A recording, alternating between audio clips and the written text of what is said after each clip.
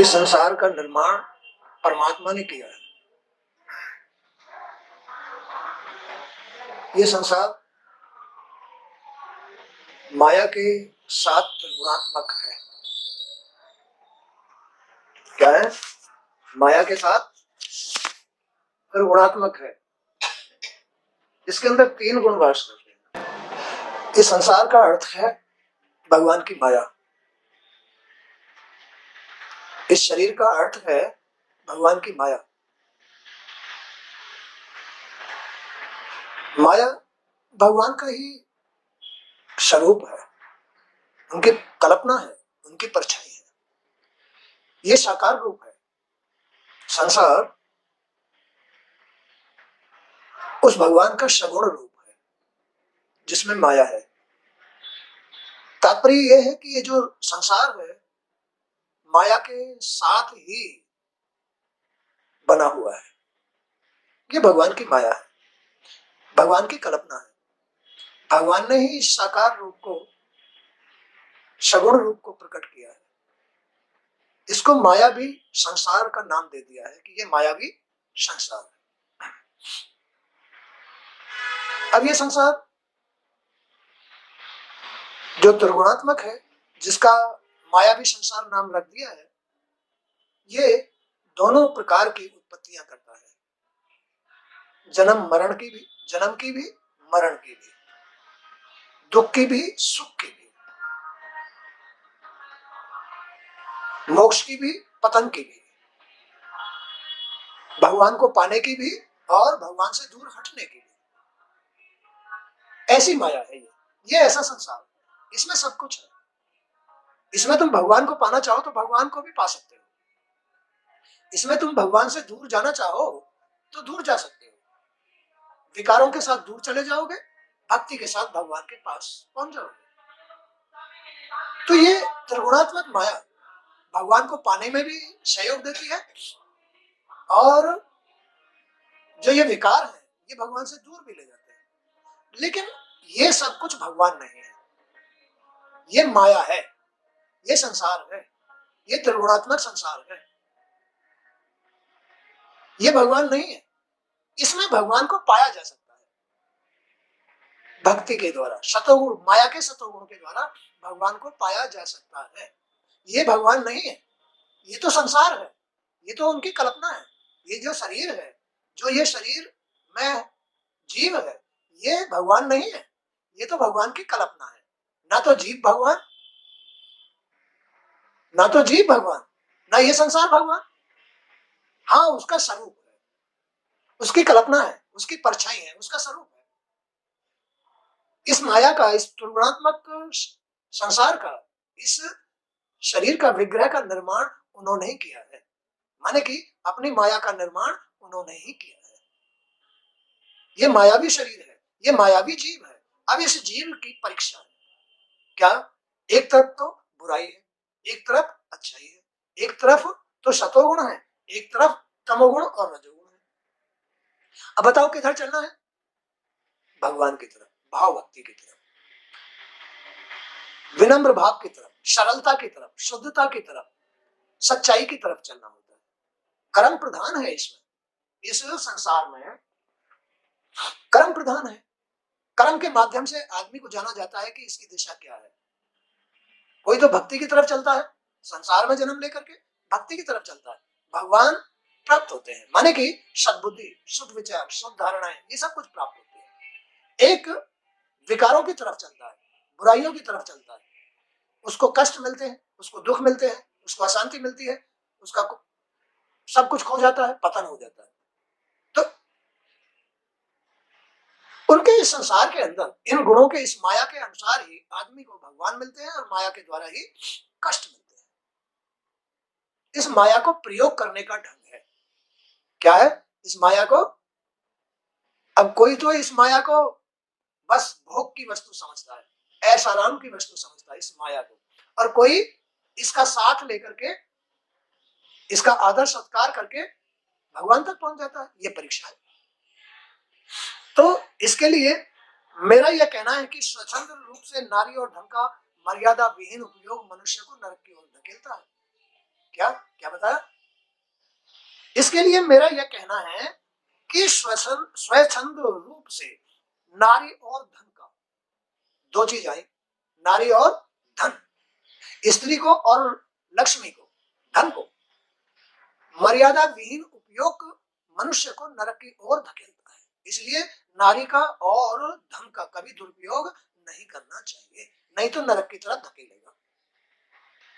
कर्म प्रधान है, अपने कर्मों को जो शुद्ध करेगा उसका नरक बचेगा, मोक्ष मिलेगा।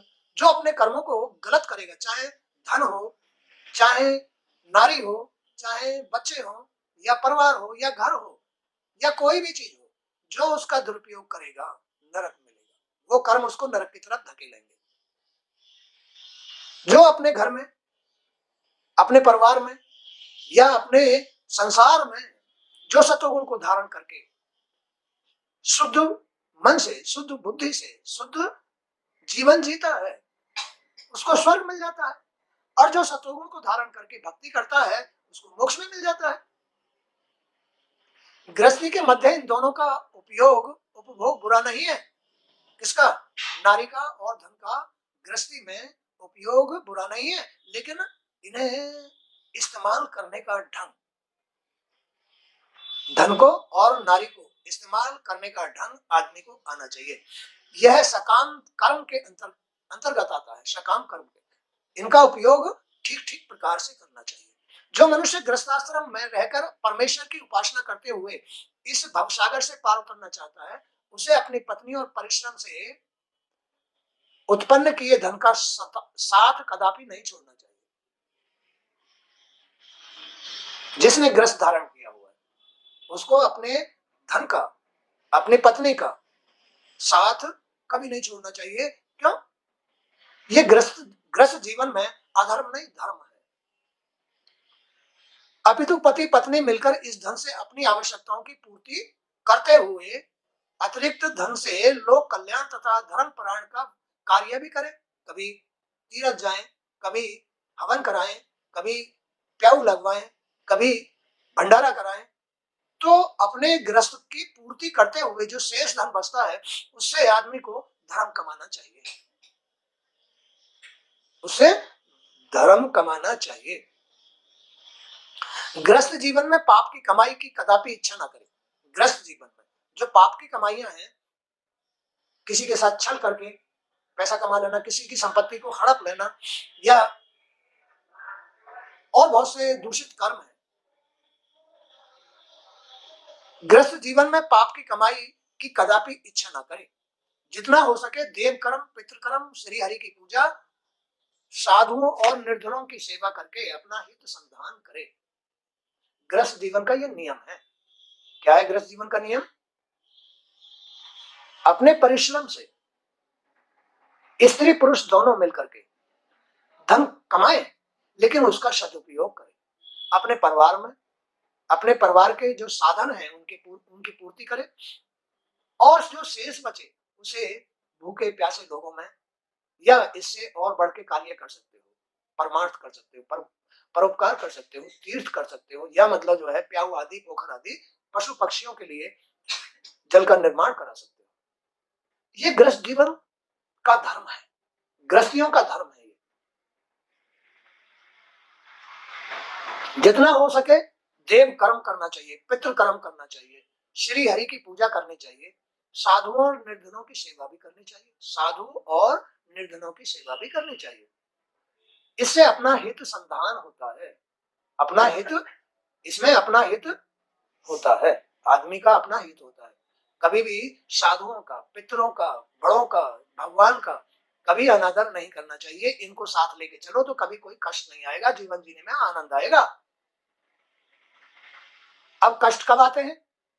जब कोई भी आदमी इस संसार में पैदा होकर के ना माँ बापों की कदर करता, ना साधु संतों की कदर करता, ना भगवान की पूजा करता, तो सब कुछ खराब हो जाता है और वो नरक की तरफ जाना शुरू हो जाता है। नरक के कर्म करना, लूट खसोट करना, लड़ाई झगड़ा करना, ये सब कुछ उसके हिस्से में आ जाती है। जो व्यक्ति गृहस्थ धर्म का पालन शुद्ध मन और सेवा भाव से करता है, जो गृहस्थ जो गृहस्थी मनुष्य इस संसार में जिसने गृहस्थी बसा ली है, अब इसमें भी दो प्रकार के जीवन हो गए, एक तो गृहस्थी जीवन और एक संन्यास जीवन। तो संन्यास वालों का तो अलग ही क्षेत्र है, वो गृहस्थी नहीं है। मैं चर्चा कर रहा हूं गृहस्थी जीवन की। तो गृहस्थी जीवन की क्या जरूरत है?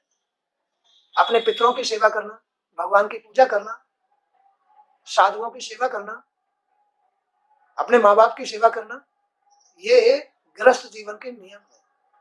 जो इनको साथ लेकर के गृहस्थ में चलता है उसका गृहस्थ जीवन आराम से चल जाता है। ऐसा है ये संसार, ऐसी है ये माया।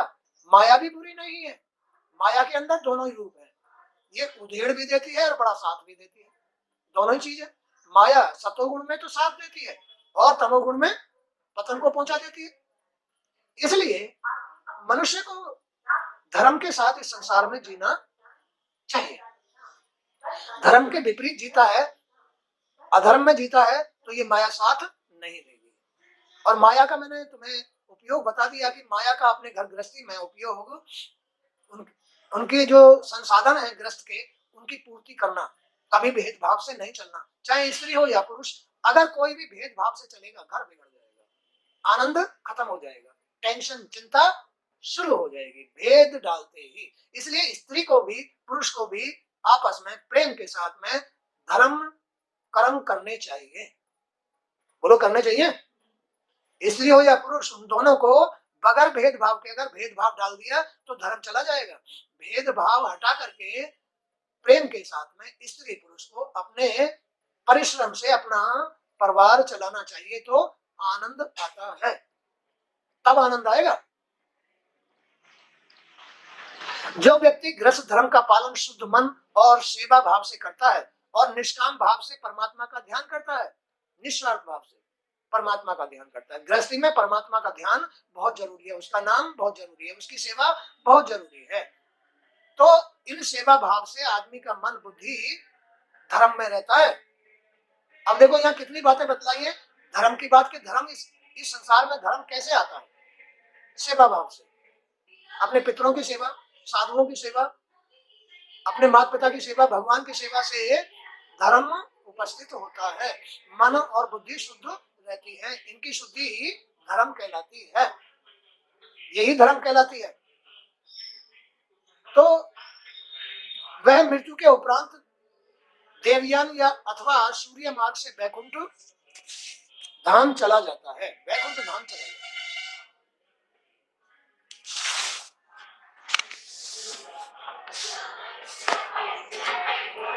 किंतु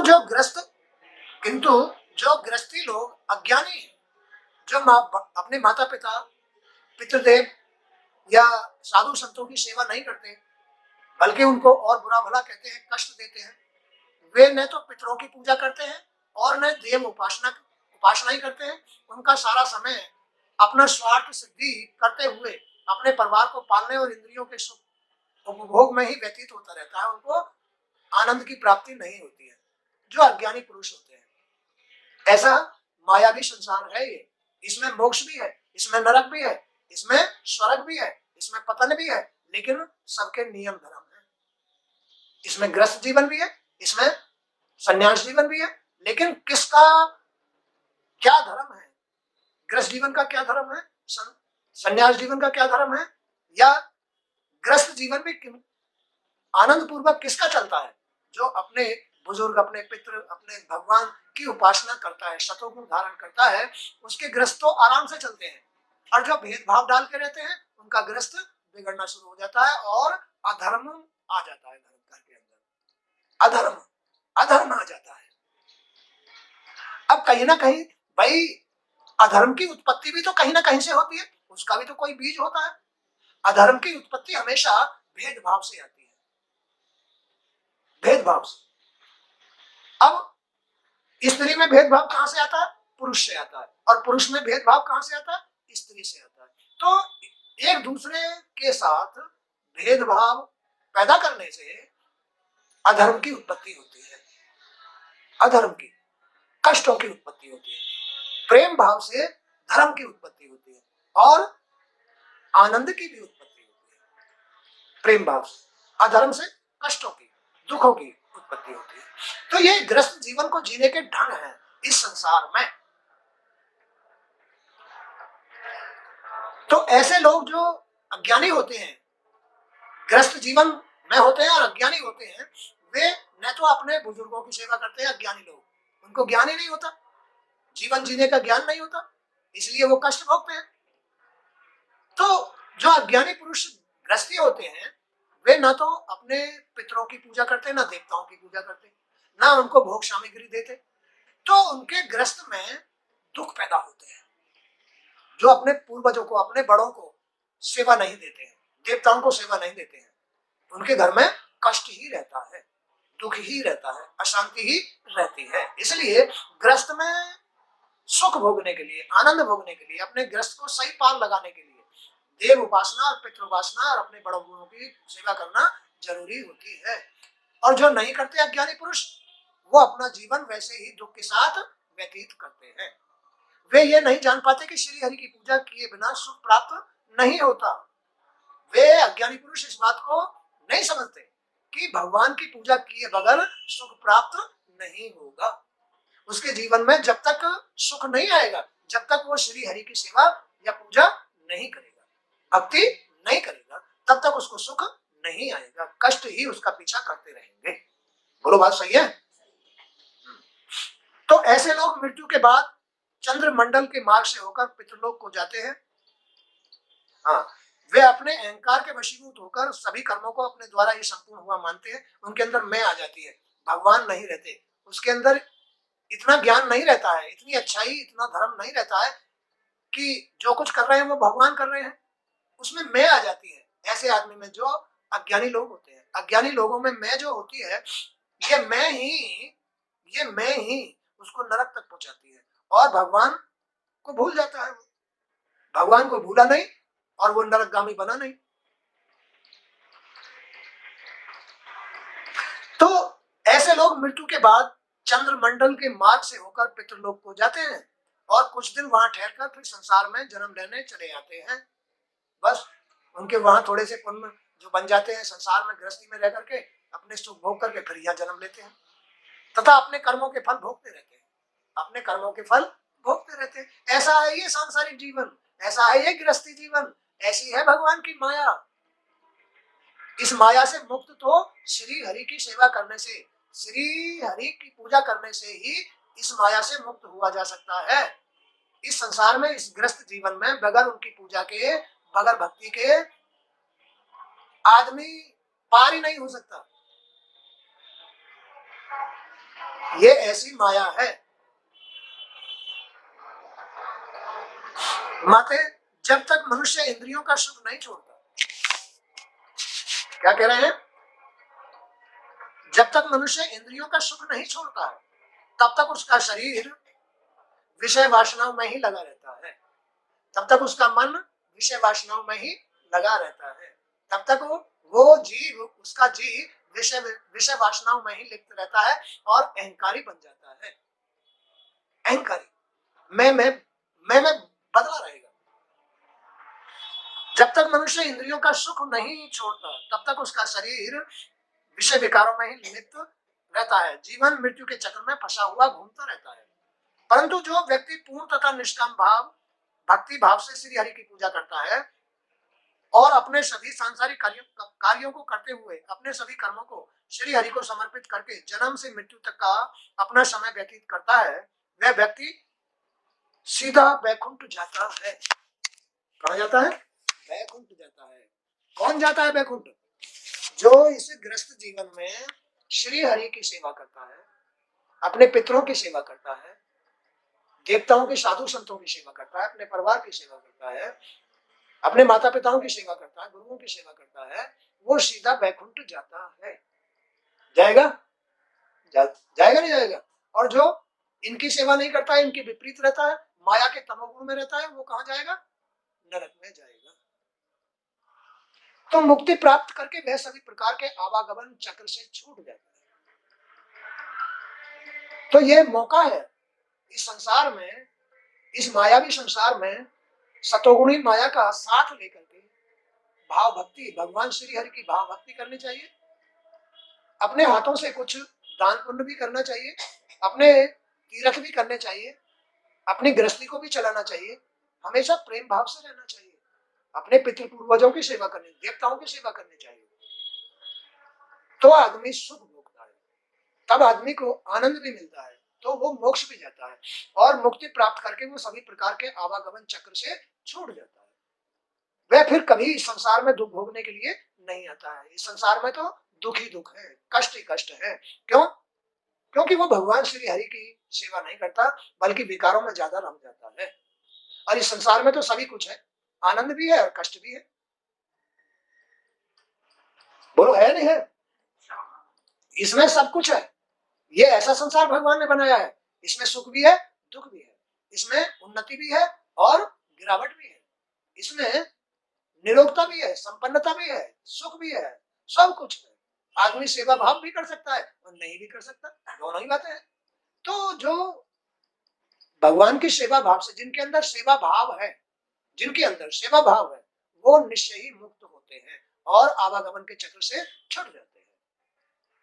वह फिर कभी संसार में दुख भोगने के लिए नहीं आता। इसे निर्गुण भक्ति कहते हैं, निष्काम भक्ति, जो निस्वार्थ भाव से सेवा की जाती है, निस्वार्थ भाव से। जिसमें स्वार्थ है वो सगुण भक्ति है, और जो निष्काम भाव से की जाती है वो निर्गुण भक्ति है। तो जो निर्गुण भक्ति होती है, निष्काम भाव भक्ति होती है, उससे मुक्ति मिलती है। और सगुण भक्ति से भैया संसार मिलता है, संसार में थोड़ा सा सुख मिल जाता है। सगुण भक्ति से सुख तो मिलेगा, लेकिन संसार के लिए ही मिलेगा, मुक्ति नहीं मिलेगी उससे।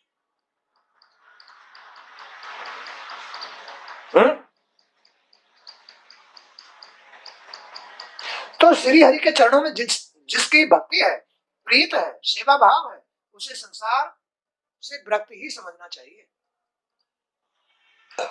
जिनके अंदर इस ग्रस्त में रह करके, इस संसार में जन्म लेकर के श्री हरि के प्रति भाव भक्ति है, उनकी सेवा भाव है, उनका गुणगान, उनकी लीलाएं सुनता है या भागवत सुनता है, उसे मुक्ति ही समझना चाहिए।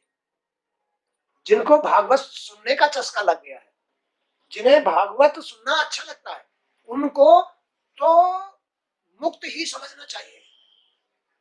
लेकिन भाव के ऊपर निर्भर करता है, भक्ति तो भाव के ऊपर होती है। जिसकी भक्ति में भाव शुद्ध है तो मुक्त है, और जिसकी भक्ति में भाव अशुद्ध है, स्वार्थ है, वो अभी बंधन में है। तो शुद्ध भाव से, निष्काम भाव से श्री हरि की सेवा या भागवत पढ़नी सुननी चाहिए, तो उसे निश्चय ही मुक्ति ही समझना चाहिए। संसार में रहते हुए भी वह अपना भला बुरा समझता है। अतः माते मैंने यह सारा ज्ञान आपको दे दिया, इसका पालन करने से जब आप इस संसार को छोड़कर जाने लगेंगे तो आपको किसी बात का भी दुख नहीं होगा। जो भक्त पुरुष होते हैं उनको लास्ट में किसी बात का दुख नहीं होता है। नहीं तो बड़ा दुख होता है, किस बात का? अरे मैंने इतना मकान बनाया, अरे मैंने इतना धन कमाया, अरे मैंने गाड़ी घोड़े, अरे अब ये तो सब ऐसे ही रह जाएंगे, बड़ा धन खर्च किया, बड़ी मेहनत की, बड़ा पैसा कमाया है। इस बात का दुख होता है उसको। मैं इतनी संतान छोड़ के जा रहा हूँ, मेरे बच्चों का क्या होगा, मेरे माँ बाप का क्या होगा, फलाने का क्या होगा, स्त्री का क्या होगा, पुरुष का क्या होगा। ये मोह लास्ट में दुख देता है आदमी से, और उसके अनुसार ही फिर जन्म मिलता है। तो लेकिन जो भाव भक्ति वाले लोग होते हैं, उनके अंदर से मोह ममता निकल जाती है और लास्ट में सुख के साथ प्राण निकल जाते हैं, अच्छाई के साथ प्राण निकल जाते हैं। तो जिसके प्राण जिस तरह से निकलते हैं ना, अगर मोह में निकले तो उसे जन्म मिलेगा, और जिसको मोह से मुक्त होकर के प्राण निकलते हैं उसको मोक्ष मिलेगा। बात सही है?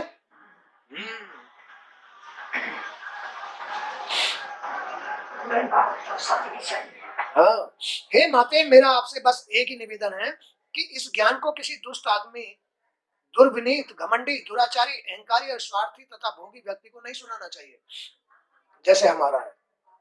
कैसे आदमी को नहीं सुनाना चाहिए? जो घमंडी हो, जो अहंकारी हो, जो दुष्ट हो, जो दुराचारी हो, जो बुरा हो, उसको भागवत नहीं सुनानी चाहिए। नहीं तो उसका वो दुरुपयोग करेगा, भागवत का, भगवान का दुरुपयोग करेगा, उससे और कष्ट आएंगे। भागवत का कभी भी, भगवान का कभी भी दुरुपयोग नहीं करना चाहिए। कभी भी अनादर नहीं करना चाहिए, कभी भी बुरे भाव से भागवत नहीं सुननी चाहिए, नहीं तो और उल्टा फल मिलेगा। इसलिए शुद्ध मन से, शुद्ध भाव से, शुद्ध विचारों से भागवत सुन करके घर में अपना धर्म निभाना चाहिए, तो लास्ट में मुक्ति मिल जाती है। तो वो ये कह रहे हैं कि किसी दुष्ट आदमी को ये भागवत नहीं सुनानी चाहिए।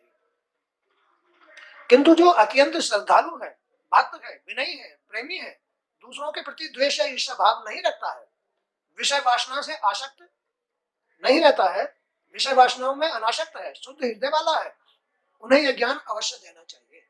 कैसे आदमी को देना चाहिए? शुद्ध मन वाले आदमी को, शुद्ध बुद्धि वाले को, भक्त को, जो भाव भक्ति करता हो, जो शुद्ध हृदय रखता हो, जो इसमें श्रद्धा रखता हो, जो शांत चित्त हो, जो गुरुओं की सेवा करता हो, जो ईर्ष्या भाव नहीं रखता हो, ऐसे आदमी को भागवत सुनानी चाहिए।